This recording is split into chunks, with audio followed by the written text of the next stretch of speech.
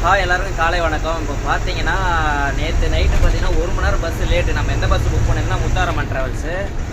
ஐயோ என்னடா ஆச்சு, 1 மணி நேரம் லேட் ஆச்சு, எப்படி கொண்டு போவாங்கன்னு தெரியல. ரொம்ப கஷ்டப்பட்டு இருந்தேன்.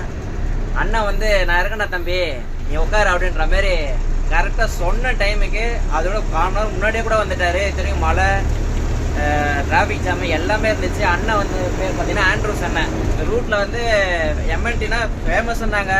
அப்படி என்னடா ஃபேமஸ்ன்னு சொல்லிட்டு பஸ்ஸில் போய் ஏறி உட்காந்து பார்த்தேன். ஆனால் உண்மையிலே சொல்கிறேங்க, நான் ராத்திரிலாம் தூங்கவே இல்லை.